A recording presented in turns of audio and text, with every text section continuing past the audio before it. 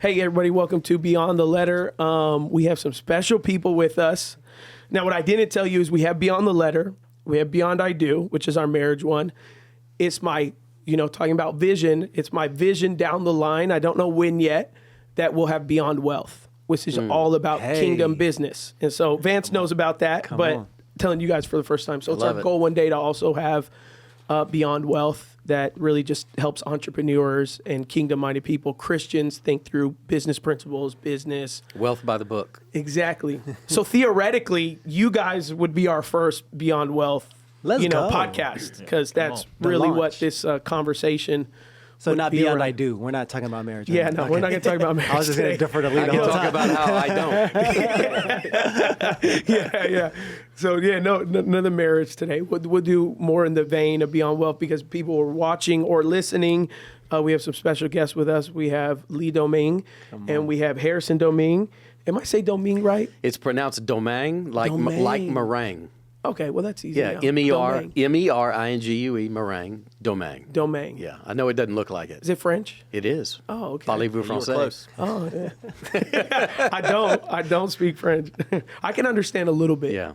You ever been to France? I have. Okay. Several times. It's my favorite city It is. in the world. Paris? It's my favorite. Yeah. I could go to Paris multiple times a year. It's so and for some unfortunate. people, it's Kim, not my their wife, favorite. She loves Paris. It's so unfortunate. The shopping, the food. But that's kind of the thing with Paris is like the people I met, at least Americans, it's either love or hate. It's love or hate. I don't know anyone that's like, it's sure. cool. It's either like, I will never touch foot there again, or I love it. I fell in love. Like that's usually I guarantee you that the ones that don't love it, they probably aren't married or they don't have a... because your spouse, man, my wife loves Paris. You can't lose. I always tell them more than likely they wore Skechers when they were walking around there. So I'm like, you look like a Skechers person. You can't be a Skechers person in Paris. With Bermuda shorts or cargo shorts and Skechers. shorts. You got to do it right. Yeah. And a big old Garmin watch. You can't be in Paris and do that. If you dressed like this and just walked around like any of us and walked around Paris as an American, they'll actually like show you a lot of respect. They'll accept you. If you dress decent, For sure. they will actually, because that's how Respect we the always culture. are. Yeah. We dress really well when we go to Paris, and we get treated very well. Yeah. I've never met a rude person, a rude Parisian, Totally. And then we have Vance Roush, who's the founder of Overflow, one of my good friends, and also in our church, we use Overflow as a giving platform for our church. So that being said, these are business people, and Pastor Lee, pastor now, but historically as a business person. Yes. And I know you, Harrison, you business person too, because you're a car guy. I am a car guy. And what people don't know, from what I know, and you can correct me, but you basically have a car business where you rent out luxury vehicles to people that come into Alabama, correct? Yeah, so basically like a concierge service, helping people buy, sell, customize. That's right. Lifts, rims, tires, just whatever they want. We take the headache out. I'm just the middleman. I don't do any of the work. They still buy from the dealerships, but do that and also do some rentals. Yeah, see, that's awesome. That's crazy. First time you told me about it, like I couldn't, because you went more in depth of like what kind of cars you're getting for people, and I'm like, oh my goodness, like I didn't know that was a thing. Hey, we made it a thing. Trying to make Yeah. it easier and monetize passion points. Yeah. So with the few moments we had, what I really wanted to just have a conversation around with all of you guys, but really, what I see, especially because I lead in a majority minority community. So majority people that I interact with are Hispanic, African American, Asian, very, very few white people in our community who historically, and Vance would probably know more of the statistic, but I've heard it something like maybe 60 or 70% of all non-cash asset wealth, which is the majority in America, but most of it is held by people that are white. Yep. So It's true. So 60 to 70% is educated within the white community. And so a lot of the people I interact with who are even pursuing to want to be a business-minded person are normally people who have zero element of education around, man, how do I start business, own business, run business? How do I even think about my future, retirement? How do I even think about how these things converge with me being a Christian, And so what's really big in our community, minority community, is like you almost treat them entirely separate. Wow. Your kind of faith side and then your business side, because if you ingrain your faith side with your business side immediately within most Hispanic and African American churches, that in most of those churches that do that are immediately in the prosperity gospel category. Right. Yeah.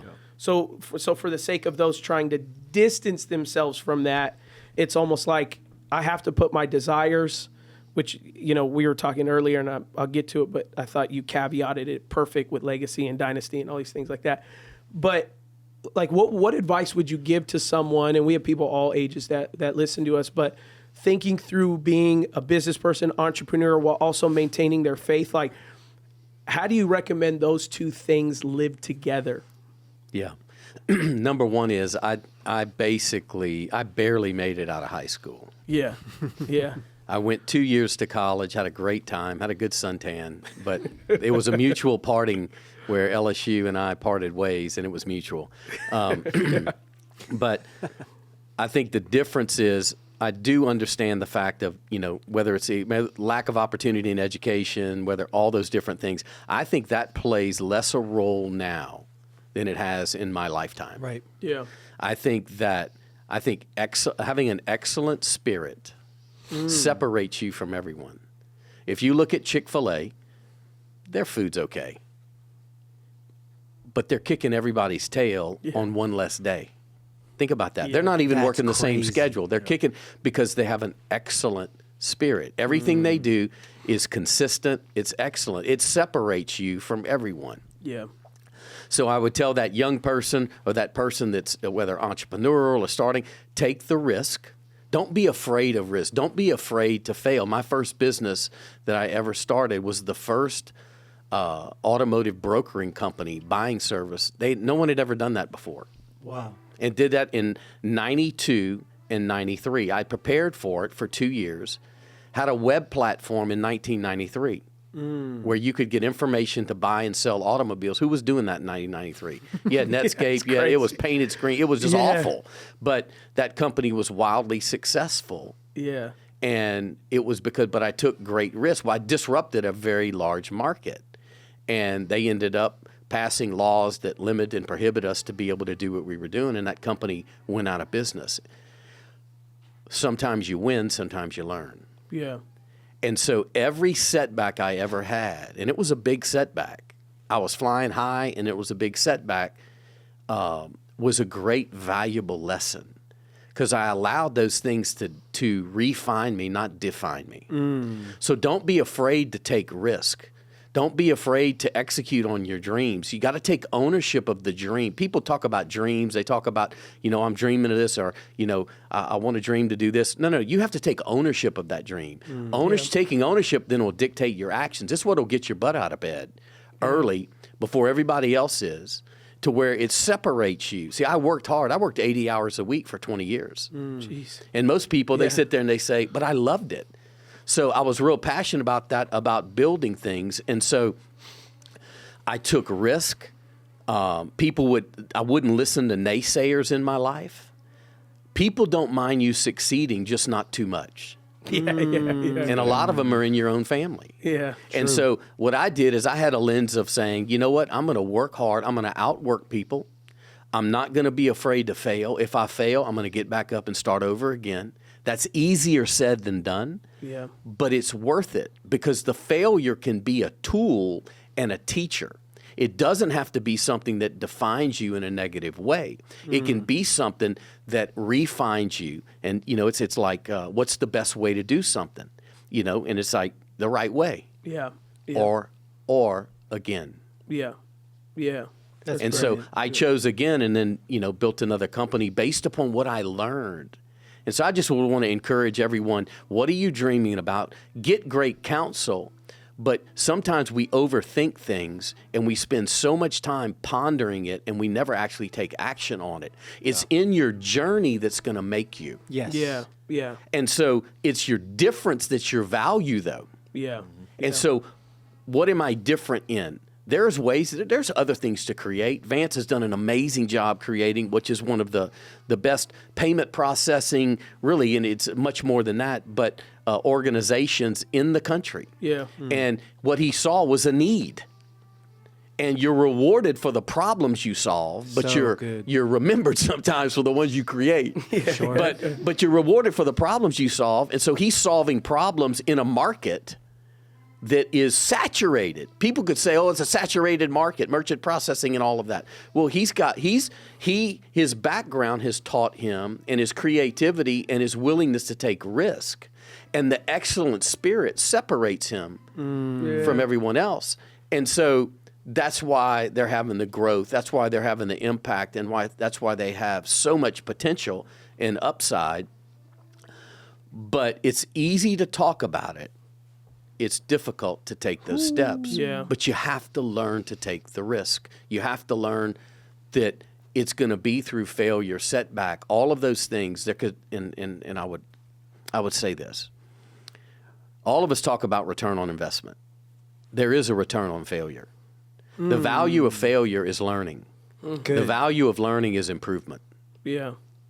Yeah. So I want to be a great. consistent learner and consistently improving. It's about continuous improvement. And so I'll be 60 in a few months, and I'm learning more now, and I want to be open-hearted, open-minded. So for those of you that maybe you've gone and you've run a road and you've got punched in the face, right? And you've had a setback, or you've had no, get back in the game. Get back up. I don't care if you're 60, 70, if you're 50, whatever it is. Don't let that be a hindrance or an excuse. Get back in the game. Yeah. And so. good. I love that. I love that you say risk a bunch of times, because that's what we say is another way to spell faith is R-I-S-K. So true. Yeah, Right? it's true.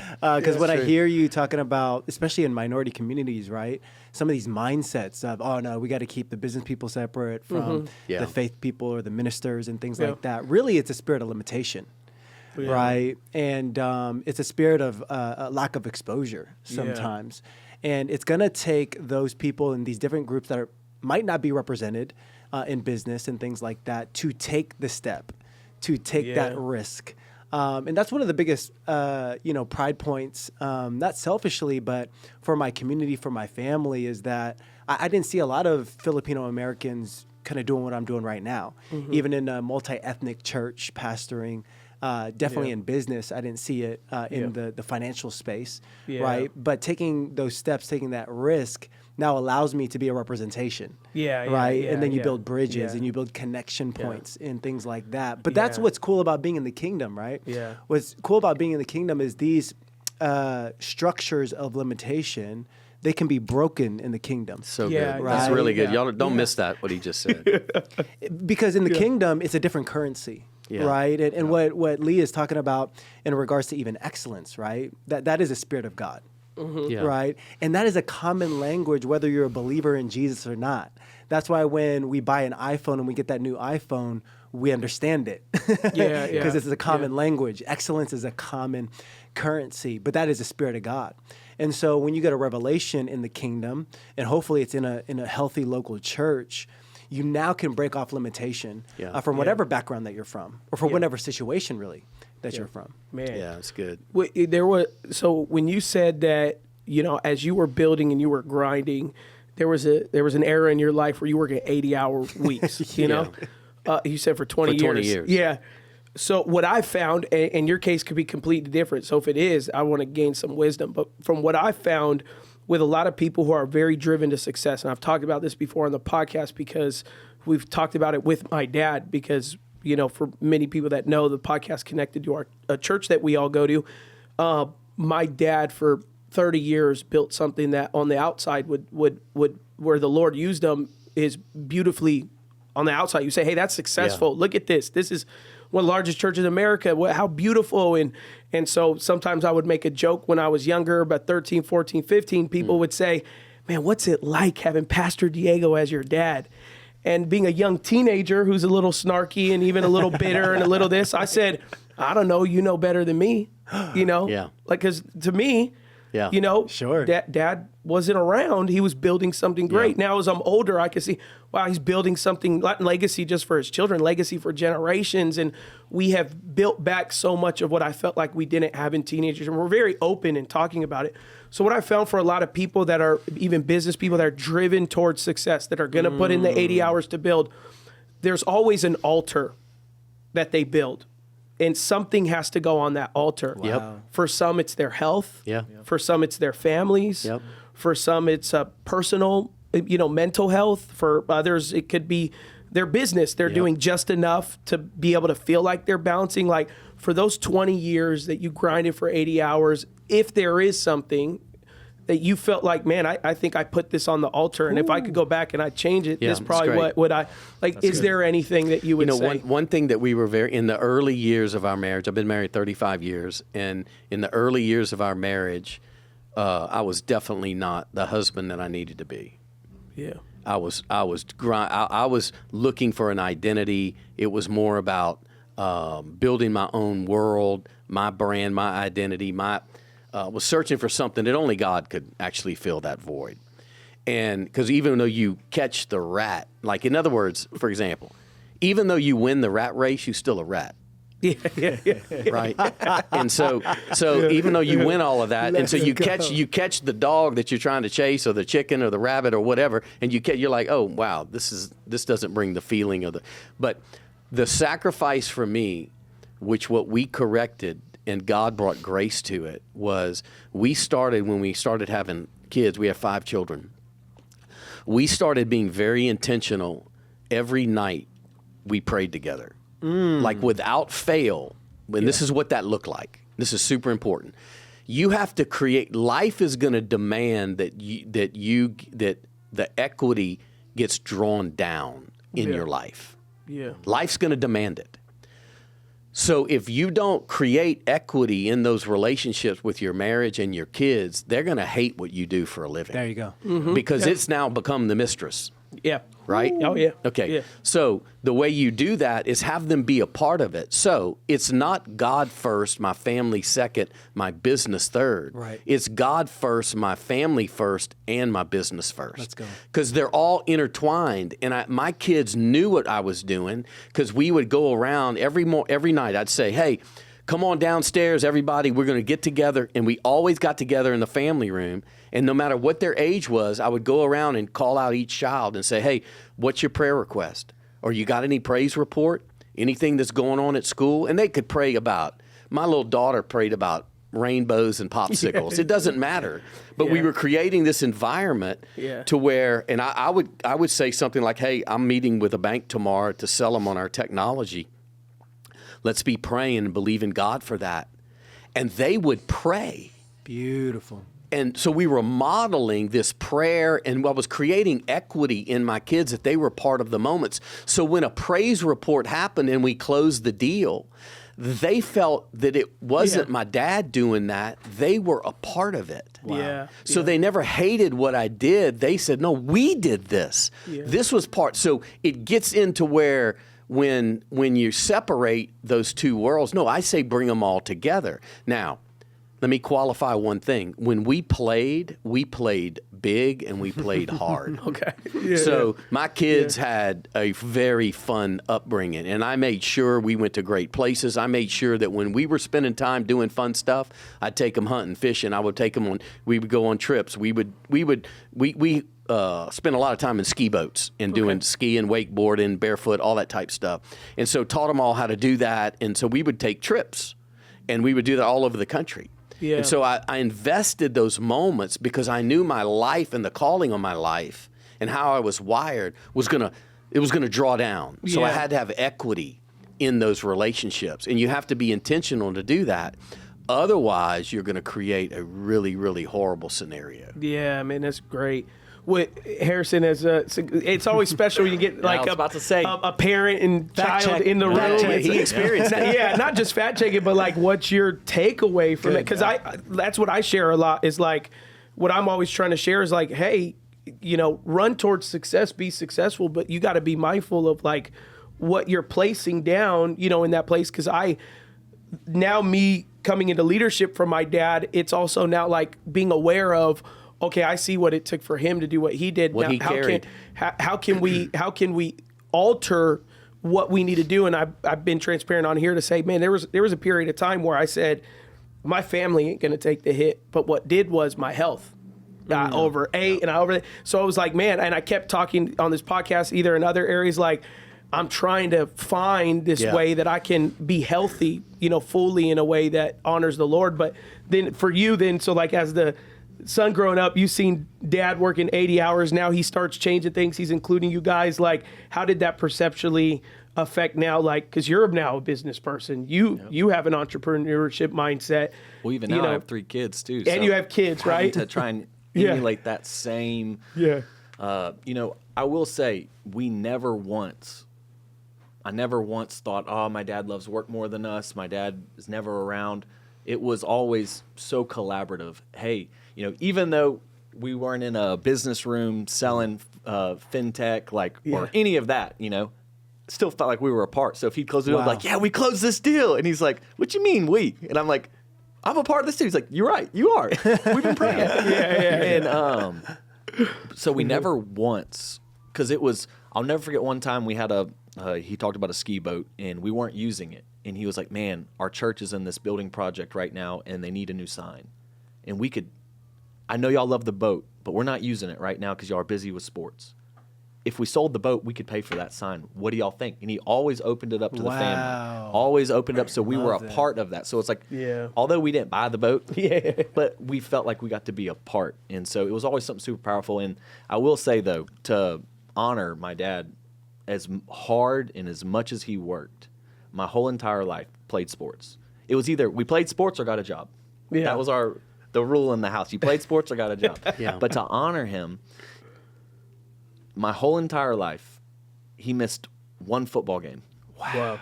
And I played middle school, elementary, high school. I started as a freshman, so I played JV and varsity and played all four years. Missed one football game because he was on a missions trip in Africa.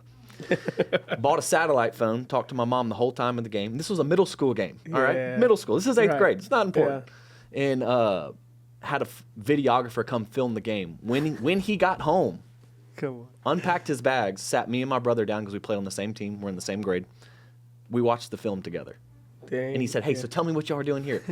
It was everything is so... Every time he spent with us was super intentional. And I tell parents all the time, I was a youth pastor for 5 years. I was like, your kids, whenever you're around, they just need you. Yeah. They don't need all this hype. They don't need, they don't need 40 hours a week from you. Yeah. Yeah. Right. It's just the time that they do get, make it fun. Just be in their world, talk to them, love on them. And that's something my dad, he'd come home if he had a bad day or whatever it may be. We always said prayers and they'd come say goodnight to us. And every single night it was always just like, we're family. We're not going anywhere. Yeah. Beautiful. So it just was always, I'm trying to do that with my kids. I have 3 kids. They're 3, 4, and 5. So I'm in the thick of it right now. And I'm trying to emulate that with ministry, with church, with work, with family, with friends, and all these sports. And my daughter's in kindergarten. She's got homework like every other night. And I'm like, this is kindergarten. And so, but we're trying to balance this. And so it's just worth it. And, So I'm a byproduct of a father that worked hard, taught work ethic, grinded, but also loved, also just ran the race and was a good model, was a role model, was an example, wasn't afraid to risk. Yeah. Another big thing that's and it's in the vein of what you were just saying, is another big thing within our community is about 50% of our youth group doesn't have an active father in their life. So about 50% of our youth are mostly single mother in their kids. And so what I hear most is, because we really have a vibrant men's ministry and we do our marriage podcast now, and what we feedback the most from young men is, and I know we have resources and there's podcasts and books and all that, but from a lot of men, it's like, I don't know how to be a dad. Never had one. I don't, and we've given a lot of try to proxy, to serve, find a mentor in the church and stuff like that. So we've tried to give a lot of helps for that. But for that young man that's like, I'm a dad, and I got 2-year-old, a 3-year, a 5-year-old, a 6-year-old, and I had never had it modeled. And what I did have modeled was really just mom, and she was holding mom and dad down in that position. And so, what I'm hearing from you, and then what I heard from Harrison, kind of giving it back, is man, my dad was very systematic, not in a rigorous way, but in a way that felt loving, but also disciplined. Like you could hear was when prioritized. Yeah, when you were talking, there was rules, but there was fun, and then there was also engagement with the family. And I think a lot of young fathers that I talk to, and even fathers with teenagers and stuff like that, they're feeling like, man, how do I as a father, how do I as a husband, a man, how do I take this confident step forward while also trying to hold it down financially? And if you're in California, like you're working expensive. 2-3 jobs, everybody's got a little side thing, in California. So they're not only working their job, they're doing their side thing, and then their wife might have a little side thing too, Yeah. Man. And so within that, like a lot of young men are asking these questions like, how do I take that confident boost into, man, that sounds great, praying for your family at night, but I don't know. I just feel like I'd be so embarrassed to do that. And I feel like, I feel like it would come out of left field, and who am I? A year ago I was doing it, and I hear that a lot. Like I was this type of guy 2 years ago. I couldn't see myself doing this now. And like, is there any wisdom you give towards that? I would, because I was that guy. Yeah. I was that guy years ago, running the roads, going 150 miles an hour with my hair on fire. It's a miracle that my marriage survived the first 2 years. A miracle. Yeah. And it was the hand of God in it. But I would just encourage, number one is, if you're that young dad, you're trying to hang on, you're just trying to make it through the day. If you don't quit, you win. Yeah. Number one. Good. If you don't quit, you win. Yeah. Yeah. So don't quit. You grind it out. It's grass ain't greener on the other side. Lady on the other end of the block ain't better than the one that you got. Hey, And all of that. So you be faithful to what God's given you, and you be as available as you possibly can be. Yes, you're spinning plates. Yes, you have financial pressure. Yes, what you have. I know what it's like to have a lot, and I know it's like to have nothing. Yeah. And in those moments, that does not define me. I'm still got to be intentional.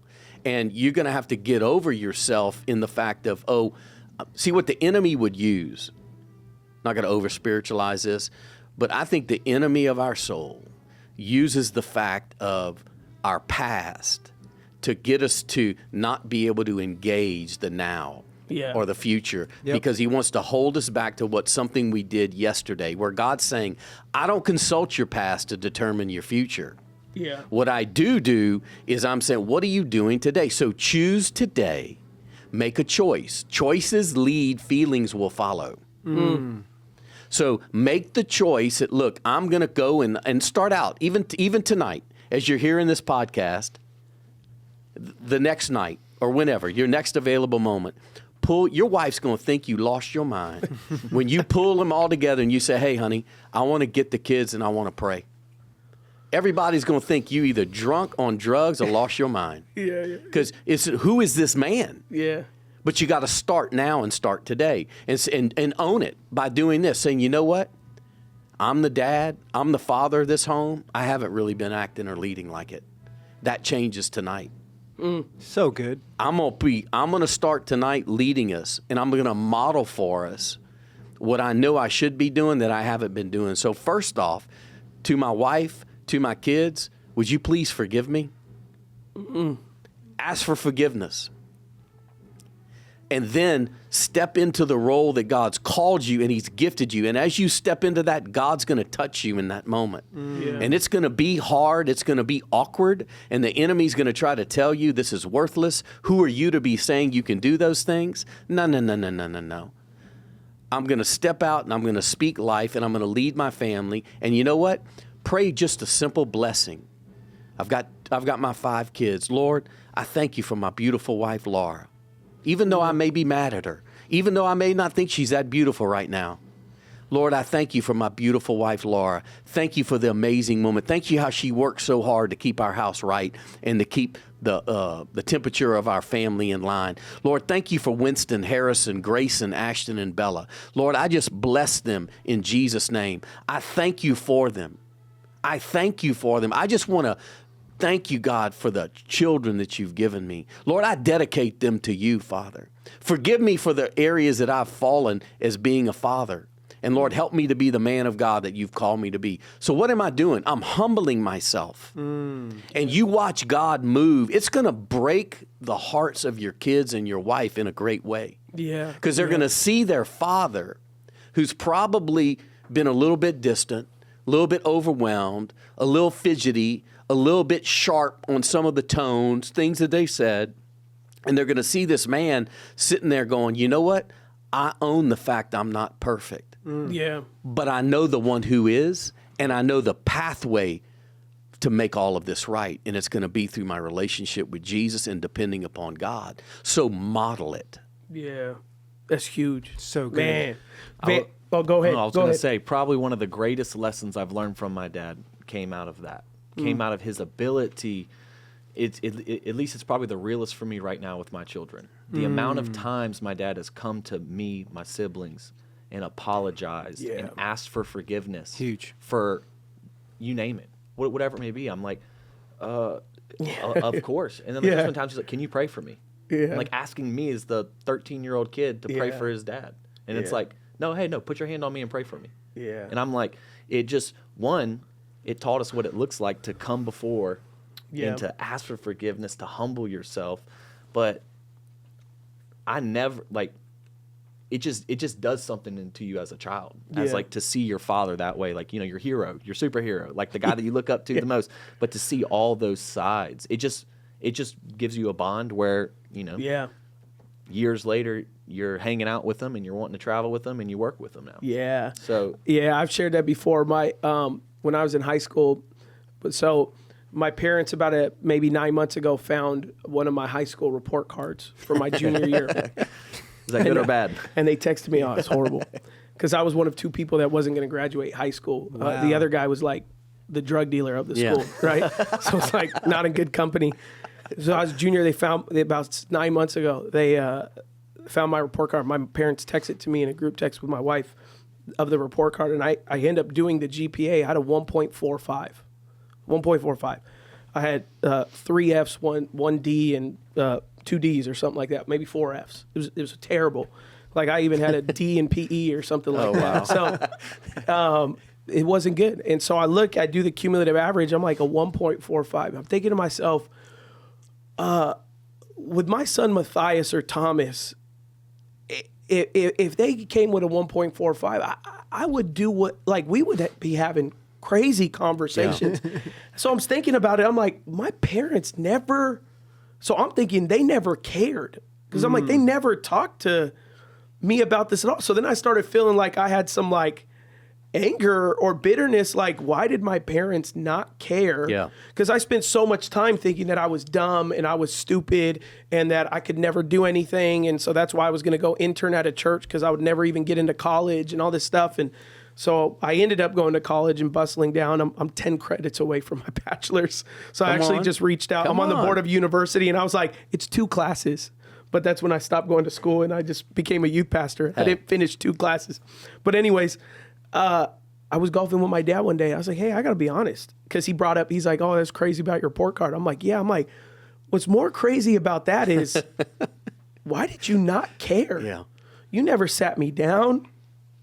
You never got me a tutor. You never you just never did. I don't remember a single conversation, disciplinary or anything, about me having a 1.45. Wow. Even when I was going to not graduate, I don't even remember them doing much.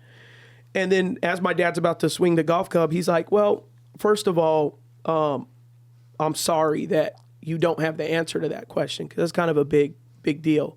And he's like, so I'm sorry that we never did to you think that we took it serious or that we never addressed. And I wasn't expecting that apology right away. Yeah. So immediately I'm like, okay, wait, this is going to go where I think it's going.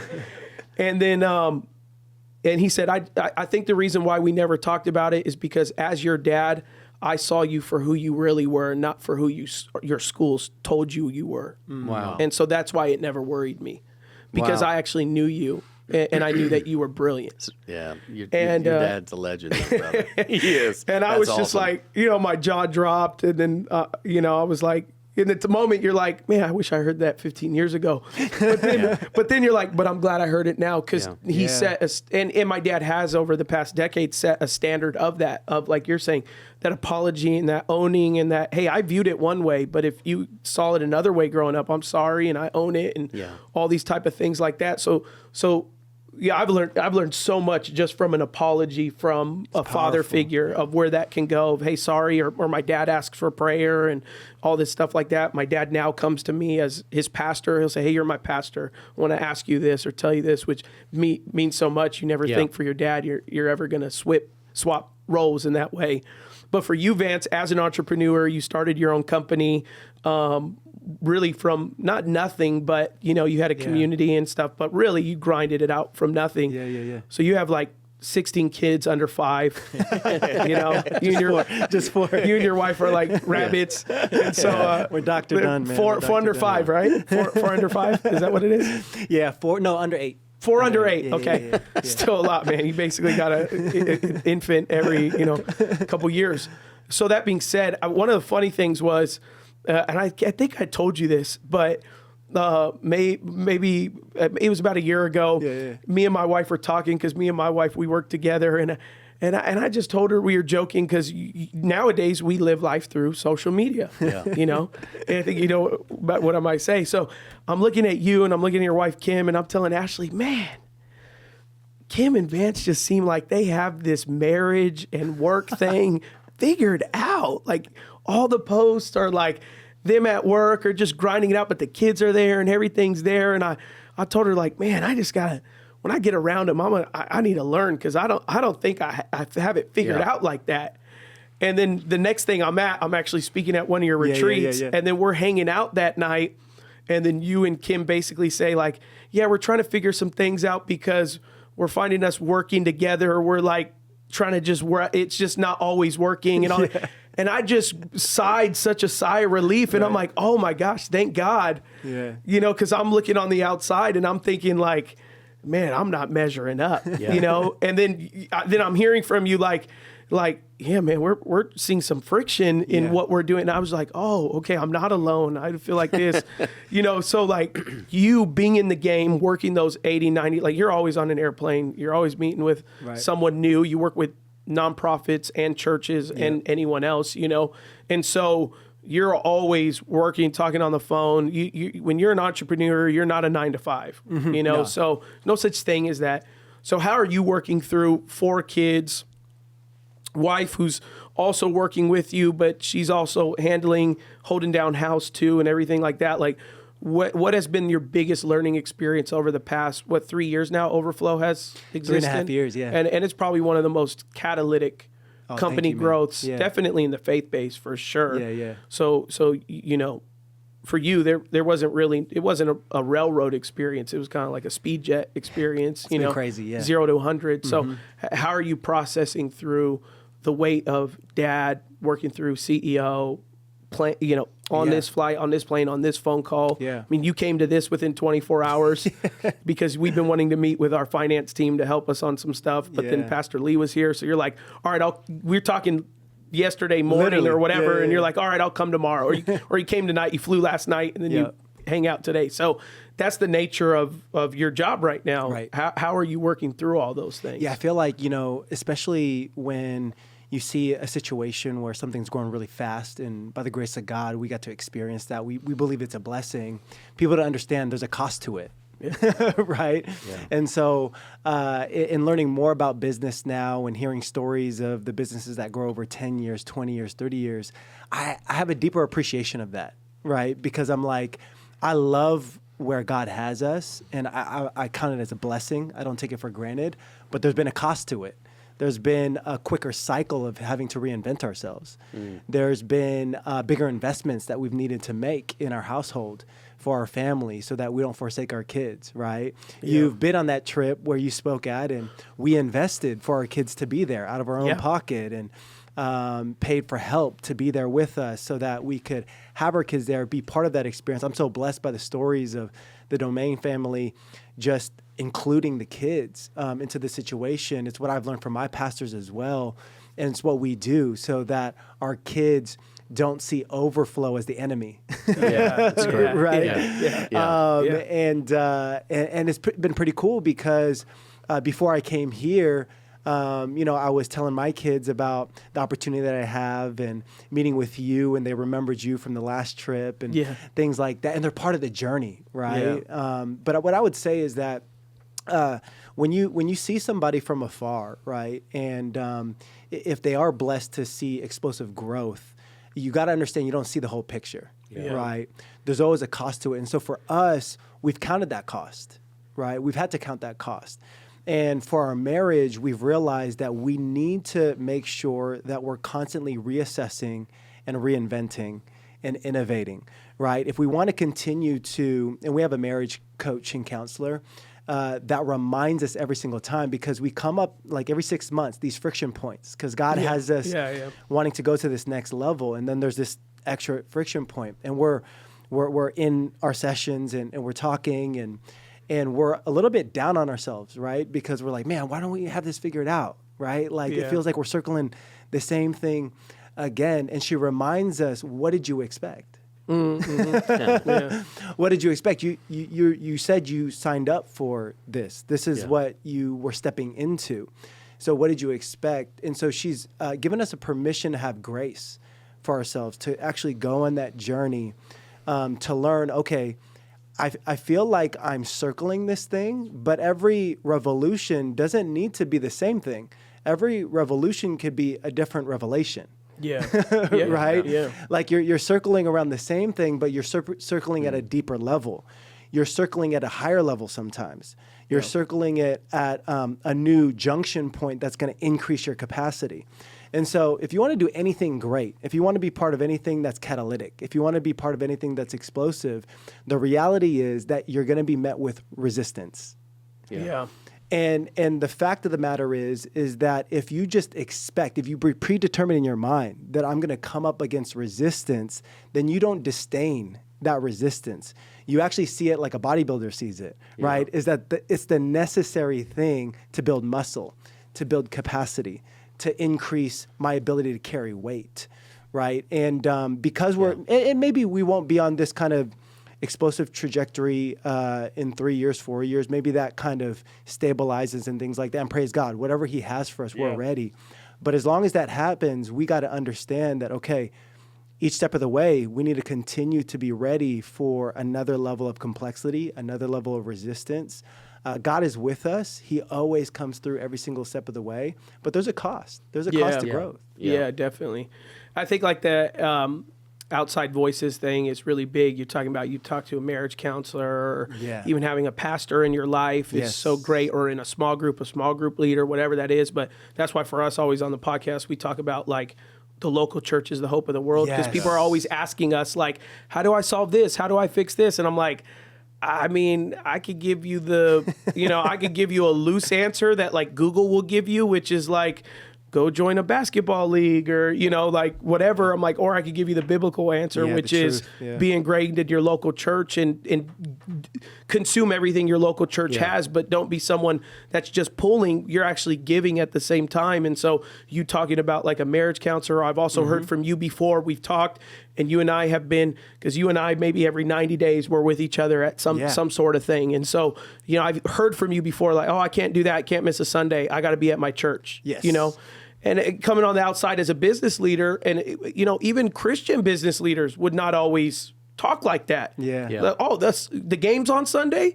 Yeah, let's go to the game on Sunday. Like, I've heard from you, like, oh man, that's a Sunday, and my pastor's talking about something important, and I can't miss it. And not in the fact that you're not allowed to not miss it. It's the fact that you have said in yourself that the reason why the Lord is doing what is in my life is because I'm living out my life in my local church. And so I think that just that example, and I found that in your Pastor Adam too, because he's an inspiration with me in terms of what he feels the Lord has called him to globally, which I feel like our ministry is very much in the same. So I told him, I go, hey man, you have kids that are in college and high school. The way that my life works right now is like, it's everywhere. So I asked him, if you could go back time, because here's what I'm considering, homeschooling my kids because I want to take them to everything. Sure. You know? And so I'm like, what do you think about that? And immediately, and if you guys know Pastor Adam. Yeah. So Pastor Adam, and he was on our podcast when he came and He's a spoke at church. challenger, So he's been yeah. on Beyond the Letter. He's like, no, that's stupid. Don't do that. You know, like, he's like, don't do that because, you know, if you're taking them everywhere, you're robbing them from another essential feature, which is normality and schedule. And, you know, you want them in, which I do have my sons in sports and stuff like that. He's like, you homeschool them, you bring them everywhere with you. They're not going to have that. And so they may have something. And for you, you're trying to solve that problem you had with your dad growing up. But he's like, again, count the cost. And then I was like, okay, no, I'm not going to homeschool them.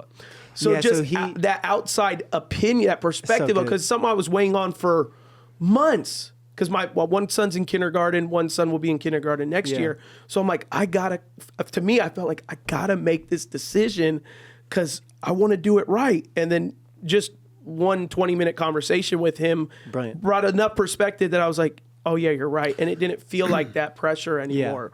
But it's nothing I came to a conclusion. I was thinking about it for months. Sure. You know, and I felt a peace after a 15-minute conversation from an outside trusted voice of someone I respect. Huge. Someone that I look up to in many areas, that it was like, oh, okay, you're right. Yeah. I'm going to release this expectation off of me that I feel like I got to. It's great. So powerful, man. Yeah, he taught me early on, bad goals, good rhythms. Bad as in big, audacious dreams, right? Mm-hmm. If you have these big things that you want to do, you have to have good rhythms. You have to live by principle. Right. And that's what your kids need. Your kids need principle. Your family needs for you to be predictable. And so you can be high capacity if you're predictable. Right. That's why I love these family stories where it's actually not about, the business person or the parent having to go on business trips. Yeah. It's actually about the inconsistency if they show all that energy for that business and the lack of energy for the family. Yeah. Right. And so what I love about these stories, which is just a confirmation to some of the things that I'm learning in real time right now, is that when my wife, when she is calling me on something, most of the time, actually the pattern, and my pastor actually gave me a clue on this too recently, the pattern is actually the inconsistency. It's not the thing that I'm doing necessarily. It's that I said one thing and I'm doing it another. Right. And so if you can live by principle, if you can understand, okay, who do I want to be as a father? Who do I want to be as a CEO? Who do I want to be as a husband? How do I want to live by first principles, by values that will create the person that I want to be? Right. And as long as you are living by those and you vocalize those to your family and you're consistent in them, man, your capacity actually can be pretty large. Yeah. It's really, really good. Yeah. You know, it's as Vance is talking, I think about we all strive, or people strive for something called balance. And it's really a lie. It's a lie. Because your work life and your personal life are always going to be at odds and at war with each other. Mm-hmm. Balance is actually defined as a resting place between two opposing forces. Okay? So we look for balance, but the way to, and it's what he's saying that's so critical about principle, is it's the difference between intentional living versus reactionary living. Good. Yeah. Intentional living sets principles, values, both says them and models them. Beautiful. Reactionary, when you're a reactionary leader, you become slave to the urgent. And every single day, you're a slave to the urgent. And that's why we are all over the board. And all of us have done that, and have done that in our life. But we become slave to the urgent rather than saying, you know what, these are my principles, as Vance is saying. Like, you have to decide what those are. Mm-hmm. And there has to be certain ones that are non-negotiable. Yes. No matter what the situation is, they're non-negotiable. Because if you don't set those principles and live intentionally, you're always going to be slave to the urgent. There's always going to be this reactionary side. And you're not going to have the outcomes and the legacy, the fruit. You're not going to have any of those things, and you're just going to be depleted all the time. And then it's a slippery slope. Yeah. Because in your marriage struggles, then you start medicating different dynamics in your life, and it's just a slippery slope. So, but what are those principles? Establish them with your spouse, and what are our non-negotiables? And you have to be intentional. If you're not, you're going to be a slave to the urgent the rest of your life. I love that. And you know, one thing, because I caught this earlier when you were doing the session with the team here, Lee, and you guys were doing the scheduling part, right? This was key because you were talking about the local church, right? And you were saying, no, not Saturday nights, and I don't do Wednesday nights. And I'm assuming that's because you prioritize the house of God on Sunday mornings, and you guys have midweek on Wednesday. I have a buddy that's probably one of the most world-renowned photographers. He does stuff for the NBA, and he gets invited to NBA All-Star Weekend all the time and things like that. He only misses 2 Sundays. Out of the whole year. Wow. And so I love what you were saying about, we could give you all these playbooks and, what Google will answer and things like that. But at the end of the day, one of the principles to consider, if you're listening to this, is prioritizing the house of God, right? Some of the most successful people in business that have incorporated faith in it, that is one of the principles that they live by. Yeah. All right, with the last, because what people don't know, listening to this podcast, we've had Pastor Lee and Harrison with us all day. So we've been having him talk for like 5 hours now. Straight. And then we had Vance meeting with our team since 9 a.m. So I don't have nothing left to say. Exactly. So I'm like, this is going to be one of our shorter episodes, but there's been I was sitting here and I looked at the clock. I was like, man, we've said more meat than we probably have in 7 episodes combined sometimes, But so we'll close it out with this last thought. I just want to hear from you, Pastor Lee. I would love to just you share this, and we'll close with this. Is like I heard you close when we were meeting earlier. You just encourage people with the thought dynamic of because what we would encourage for anyone, and it's something we always want to talk about all the time, is how do I plan for my future and my family's future and stuff like that. What's big in our minority community is GoFundMe's just to afford a person's casket, and so we're always trying to talk about thinking through financial responsibility, think about the future, think about retirement, think about your children. And I thought you just kind of shared for a couple seconds, like thinking through the difference between a person who does desire to establish something that goes greater than the days that they live, the difference between having a dynasty and living a legacy. And I just want to we could close with that thought, and because I thought that was powerful. A mentor in my life, you get wisdom only from upstreams, hence like Pastor Adam, hence like different people in our lives. Well, this man made a great impact, married my wife and I. And he asked me a question one time when I was in my late 20s, doing really well, running way too fast, my hair on fire. And he asked me, he said, son, he goes, are you led or are you driven? And I, of course, being a young, not so bright 20-something year old, I said, Pastor, I'm driven. I had to even throw some Jesus into it. I said, I'm driven to do something great for the Lord. Had to throw that in. And he said, son, that's the wrong answer. He says, do you know that the Holy Spirit leads, but the enemy drives? And it took me on this journey of because think about this, and every one of you listening, we've all made bad choices, made mistakes, but when we're driven by our own desires, I'm not talking about being a hard work ethic, drive, all that, that's great. I'm talking about when we're driven for our own desires. Right.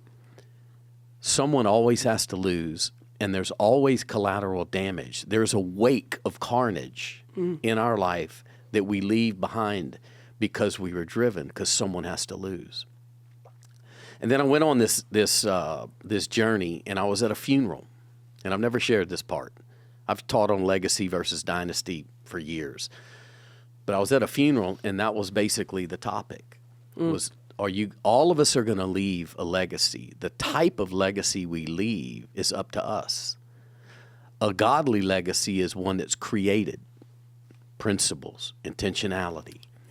But it's always about the Father, and it's always about others. Isn't it amazing that God comes to us so that he can get us to a place where we can always help others? That's his heart. And so, but a dynasty is driven. True. Dynasties are selfish. Legacies are selfless. Dynasties focus on me, myself, and I. I'm owed this. I get, I have to do this. I have to get this. Legacies are different. Legacies are selfless. They're always about the Father. God gives seed to the sower, not seed to the keeper. Yeah. Some of us, because we live in so much fear, we're so tight-fisted, we're so driven to get what we think is ours, we shortchange the ability for God to work in our lives. If you really knew my story, I'd either be in my teen years, late teen years, early 20s, either dead or in jail. But it's by God's grace and his hand on my life, because he just said, look, it doesn't matter what you did yesterday. You can choose today to start now. Yeah. And so in those moments of my life of choosing to be led by the Spirit versus driven, I've had moments where I kind of got on the driven side and the dynasty side. But I've had people in my life, including my wife, to help me get back on course. Come on. And you make course corrections. Yeah. When you make course corrections, we all going to have to do that. And then what happens is it protects us from ourselves, right? Yeah. But you got to have people in your life. But are you going to leave? And you got to decide, are you going to leave a legacy or do you want to build a dynasty? Dynasties will be forgotten. Legacies live on forever because it's always through other people. Yeah. And so I chose that day, I want to leave not a perfect legacy. None of my kids are perfect. I'm not perfect. We don't have a perfect marriage, but we're not quitting. Yeah. And if you don't quit, you win. Yeah. So stay focused on staying in it, stay at it, humble yourself, focus on what's really important, and it's always going to include others. Stop trying to take the shortcut, the quick deal, the thing that's going to think, and having an attitude as though I'm owed something. Right. Yeah. Rather than saying, you know what, I'm going to go earn it. Yeah. I'm going to be, if I'm washing cars, I'm going to be the best detail guy That's it. on the planet. Yeah. And its excellence is the separator. Yeah. And so having that, to me, it's the most single, doesn't matter where you were born, doesn't matter your race, doesn't matter your background, doesn't matter any of those things. You can choose your income, your balance sheet, your financials, doesn't matter your job, your degree. You can have an excellent spirit no matter what. Yeah. Excellence is a choice. And you know what you simply do? You simply do it today. But people aren't willing to invest in what it means to leave a godly legacy because it takes work. Yeah. It takes consistency. It takes someone who's saying, you know what? I'm not going to shortcut that. I talk to my kids a lot about this, and I talk to my youngest son about this. Don't take shortcuts. Don't try to take the quick deal. My son, Harrison, who works for me, he had a chance to go make a lot more money than what I was paying him to work with me. Yeah. And he had a chance to do that. And I was like, you can go do that, but I think it's a mistake. I think if you're patient and you'll go and you'll pay the price and you'll do, and now he's doing far superior than anything. And that would have been a bad decision for him. Yeah. But don't look for the shortcuts. If you don't quit, you win. Focus on legacy over dynasty and choose to be led by the Spirit of God, which means you got to have one thing. You got to have a relationship with him. Mm-hmm. I know what it's like to have issues and dynamics and go through being losing my business. I know what it's like being on the verge of divorce. I know what it's like to have a lot of pain in childhood. I know what it's like not to have a lot, but I also know that if I'll align myself with God's will, and you know what God's will is? It's his heart. Yeah. And so of humbling ourselves and saying, you know what? I'm going to be teachable today. Yeah. I'm going to choose to be teachable, and I'm going to choose to be led by the Spirit. And I'm not going to look at what other people have done, other Christians, other churches, other things. I'm going to choose to plant myself in the house of God. A great place would be Abundant Life right here. Abundant Living. Yeah. It'd be a great place. Yeah. And for someone to plug in and don't just do it for a week. Don't just do it for a month. Stop playing games. Go all in. Give 12 months of your life and go all in at your church. Man, that's great. And you see how God's going to change your life because God can open up doors that you can't. There it is. Yeah. Yeah, absolutely. It was amazing. Like when you said that and I really started thinking about it and I was like, man, it's true. When you think of dynastic rulers, whether it be in Japan or China or whatever, there's always conflict. There's family conflict. Yeah. There's a brother killing another brother, an aunt coming in, an uncle coming in. And you even look at 1st and 2nd Kings. I mean, King David, one of his own sons, tried to kill him and murder her. because that's a dynastic. That's what a dynasty is you fight over the material. Right. And being a pastor, we do funerals all the time, and the amount of families that want to sit separate from each other because they're fighting over mom or dad's house, the watch, the car. It's all material. It's all we're fighting over everything. We want the car. We want to split. I want to live in mom's house. Well, no, we want to sell it because we all want to split the money. It's just dynasty. It's just driven. Them dying is going to give me one up. It's going to put money in my pocket rather than legacy. It's immaterial in a lot of ways. It's in a faith perspective. But it is living open-handed. Right. It is living open-handed. Yeah. When I've had a lot of nice things. I've collected cars. I've had a tons of automobiles, but I've also given away over 32 vehicles. Yeah. I've given homes away. I've given watches away. And I'm not trying to bring attention to myself when I say that, but you've got to be willing not to hang on to anything. Good. Yeah. So hang on to it loosely. Yeah. So when I heard a young guy who was 20 years old, a youth pastor, his father had a substance abuse issues and killed himself, and he found his dad dead, shot himself. Whew. And the only thing his dad had was a very nice watch. And he gave him that. That was his inheritance. Yeah. Well, he was on a youth trip, and he was on a roller coaster at Astroworld in Houston. And, through the thing, the watch came off, and he lost the watch. Well, as I'm walking through, I heard the story. As I'm walking through it, I had just had a brand new Submariner Rolex. Yeah. And I love my watch. Yeah. I just got it. And I'm sporting that watch. Yeah. And the Holy Spirit says, there it is. Give it to him. And I'm like, say what? Yeah. I said, I ain't giving him that watch. He's too young. Yeah. He don't need that watch. I earned that watch. Oh, you earned it. He lost his last watch. Yeah, exactly. He lost his life. But I gave him that watch. Yeah. And so, it wasn't, so live open-handed. Some of you listening, you're not going to like what I'm going to say next. Every breakthrough I ever had financially always was preceded by an act of generosity that was beyond my own efforts. There it is. Sacrifice. Be generous. So good. Be a blessing. Anywhere you go, the waitress, give her an extra 5% or him 5%. Yeah. Give them, that costs you $5 more. Yeah. And that can actually be, what a witness can that be? So let's be a people who's living open-handed, be generous, be a blessing, not what we're going to get. No. I give because the God I serve is a giver. Yeah. Yeah. I give because I want to be a great example to my kids. I give, you know why? I love how I feel when I give. Yep. It's a blessing, and I think God's hardwired us for that. Yeah. Totally. Yeah. Yeah, that's incredible. All right. Well, that's the perfect way to end it. Controversial statement at the end. Probably the one that'll go viral. So, Happy New Year. so yeah, Happy New Year. Shout out to all the Instagram people who are going to love that comment right there. Gentlemen, thank you so much for hanging out with us. Thank you for taking the time to be on the podcast.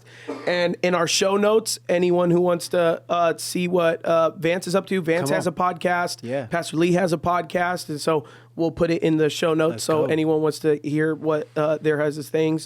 Are you on any of those podcasts, Harrison? I'm not. Oh, He was on the One Family. We did a family you did a family podcast. one? Okay, yeah. So then go check that one out for sure. All right, everybody. God bless. Thank you so Thank you. much. Thank you.